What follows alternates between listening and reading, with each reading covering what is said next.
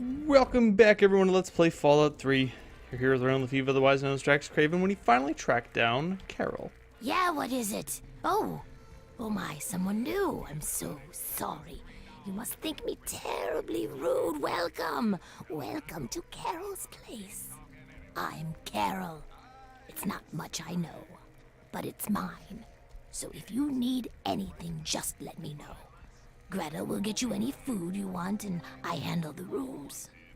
It's so good to have someone new here, especially a pretty young smooth skin like yourself. I hope you like it here. I don't know if that's endearing or creepy. You ever heard of a guy named Gob? Gob? Yes, of course. He's my son. Well, not really. Not like you would think of a son. We ghouls don't really work like that, but I love him like he's my own. Do you know him? Have you seen him? Is he all right? He's working for a bar. He's working in a bar in Megaton, and he owns it now. Oh, that's wonderful news. I'm so glad. If you see him, please tell him that his mother misses him and loves him, and that I hope he's happy. But he shouldn't come visit. It's too dangerous. No, he should stay put where he is. It's fine. I can ferry some messages. How'd you end up here? Oh, that's such a long story. You couldn't possibly want to hear about that. I'd love to hear your story. Well, okay. But it's nothing special. I was born in 2051, so yes, that makes me a pre-war ghoul. Do you remember the day the war? Were you there the day the war started? I do. I was in a shelter with my father when the bombs hit. In D.C., we had the luxury of getting a warning after the West Coast was gone. I was just a little girl then. We couldn't afford a space in one of the vaults. I remember filing down into that shelter, my father rushing me in. He stopped to help this one family. And I looked up and called his name. There was a flash of light brighter than anything you can imagine. I woke up a few hours later. The first thing I did was run up to where my father had been. He was gone. But the strangest thing, there was his shadow, burned into the wall, so crisp and clear, like he was standing next to me. The heat had burned it into the concrete. I don't remember what tabletop role-playing system it is, but there is one where those shadows turn into monsters. What was the wasteland like after the war? The city was on fire for weeks, maybe months, I don't know. I hid down here in the museum. It was the closest building to the shelter I was in. But I could hear what was happening above. People howling like animals, chaos, looting, killing. It's like every foul thing inside of them came out. It was a nightmare. I don't want to talk about it. Okay, so how'd you end up as a ghoul? I don't know how it happens. Dr. Burroughs says it was radiation. All I know is that people kept showing up here in the museum. After things calmed down above ground, we tried to live down here as best we could. After a while, things got strange. My skin started to get dry and flake off. Everyone's did. It took a while. Months, maybe a year. But sooner or later, everyone ended up like this. Some of them went crazy. Some of us just accepted it. After a while, other ghouls would find their way in here, and Underworld just sort of grew. No one bothered us down here. We were happy enough to leave them alone. And once my Greta showed up, it was a good enough life for me. Interesting.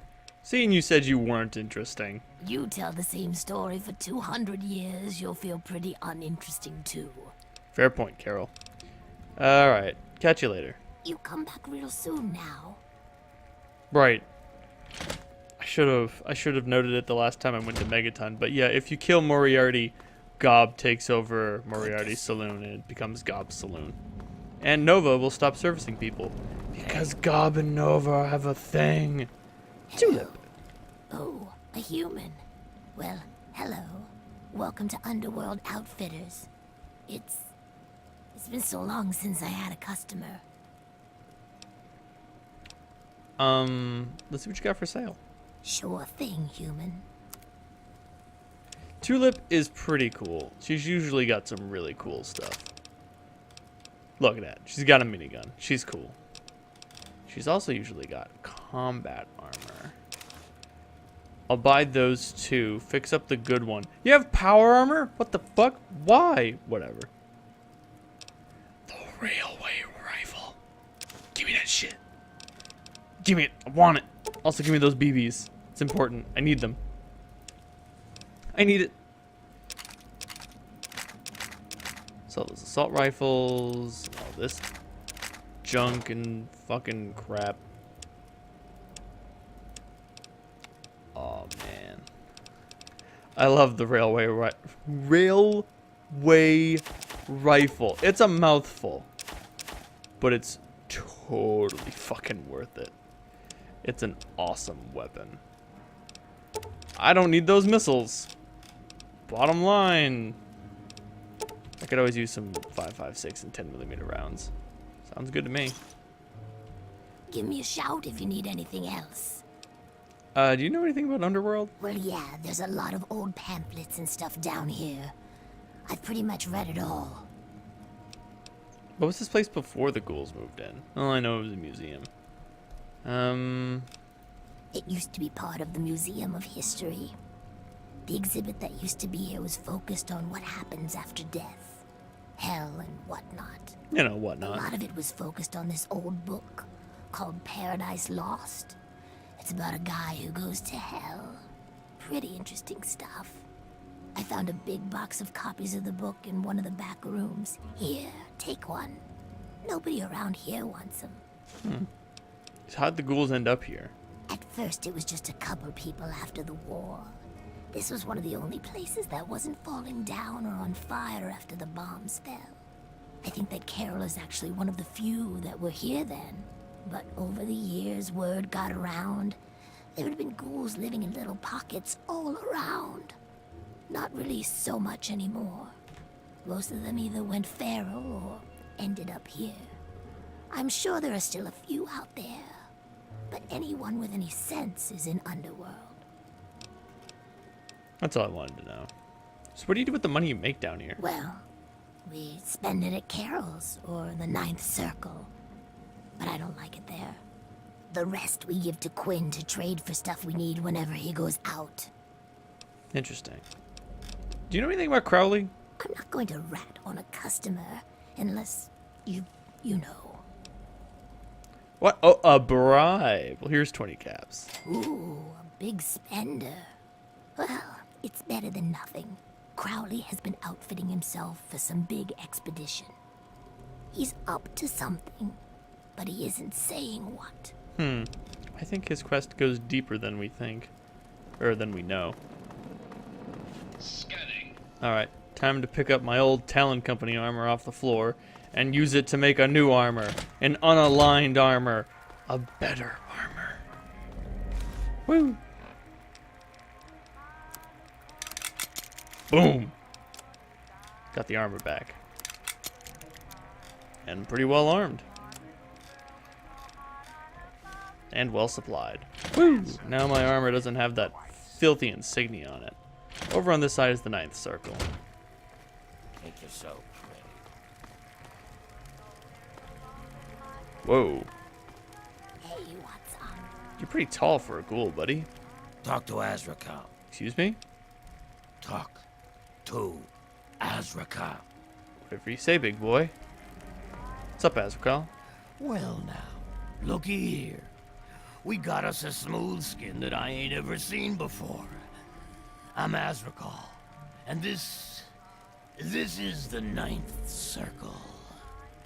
Folks got problems, and I got liquor to sell 'em. Well, liquor, and a few other pick-me-ups. You need anything, you just let me know. You sound like you have slime coming out of your butt. Let's see the real goods. Why, whatever do you mean? I'm a simple barkeep, nothing more. Look at these people, they're jetting. Trust me, I know. An educated consumer. My favorite kind. Yes, I think I can help you.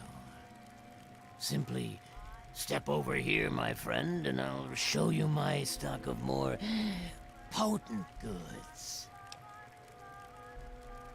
Why do you bother to hide what you sell? While there is no law in Underworld per se, I'd rather not end up at the receiving end of an angry lynch mob. There's no shortage of do-gooders around here, and it would be just like them to take it upon themselves to interfere in a fair business transaction.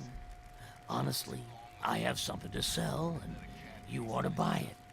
Now, why is that anyone else's business, huh? You're so verbose. Just show me the goods. What do you got? Drugs. Cool, whatever. Who's that guy in the corner? That's Sharon. Let's just say, well, he's a loyal employee. Don't mess with me, and he won't mess with you.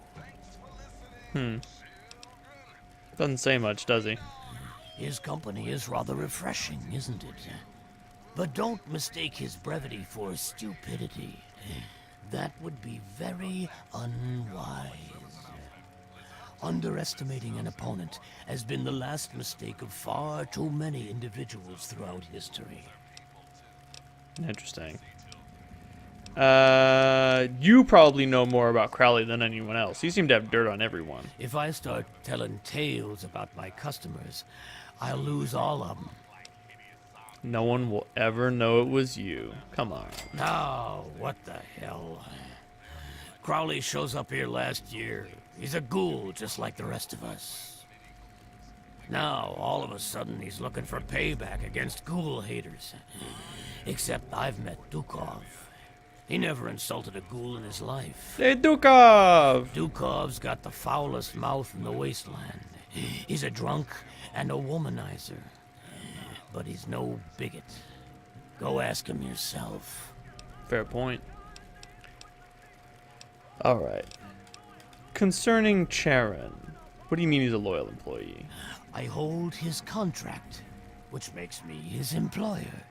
He will do what I ask, when I ask, without question. Interesting. You see, Sharon grew up around a very interesting group of individuals. Well, I guess you could say that they brainwashed him. He is absolutely loyal to whomever holds his contract. Unfailing, unflinching, until the day that employment ends. Don't get me wrong. I have no doubt that he holds no end of animosity towards me. But so long as he is my employee, he is as gentle as a teddy bear. I want to talk to you about that contract. Oh, would you now? He's a highly valuable asset to me and to the Ninth Circle. What did you have in mind? Perhaps I could compensate you for that. I'll give you 2,000 caps for it. I've got more than enough. That'll still give me 3,000 left over. I suppose that could work, yes? Yes. Here's the contract. And I'll take my payment in full. I'll give you the pleasure of informing Sharon yourself. A pleasure doing business with you, Mr. Azrakal. Never mind. Okay, yeah, no, it's 3,000. I thought it was accidentally 4,000. Whatever. Point is, I'm loaded. Doesn't matter. Sharon? Talk to. No. I'm your new employer. You work for me now. You purchased my contract from Azrakal, so I am no longer in his service. That is good to know. Please, wait here. I must take care of something.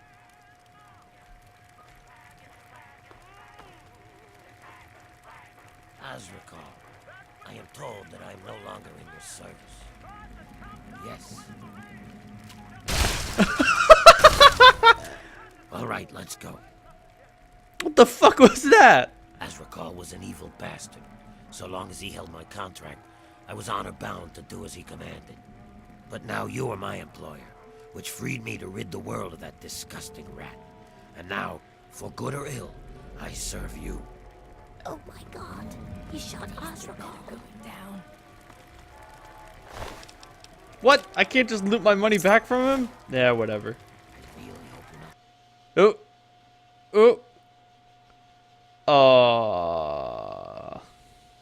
I made the terrible mistake of looking at a safe door. Oops. Won't make that mistake again. I think that'll do for this episode of Let's Play. Sharon's badassery broke the game. That's yep. Anyway, if you liked what you saw, hit like. If you want to continue the adventure, please hit subscribe. And if you think that what I do is really keen, you can send me a couple bucks monthly on Patreon, and I can use that money to do fantastic, amazing things. I can't stop Sharon's badassery, and I can't stop this game from glitching, but I could make more videos, start streaming, or hire an artist to make cool shit. Or do the coolest thing I can think of, pay more rent. But until then, hope you all have a wonderful evening. Good night, everyone.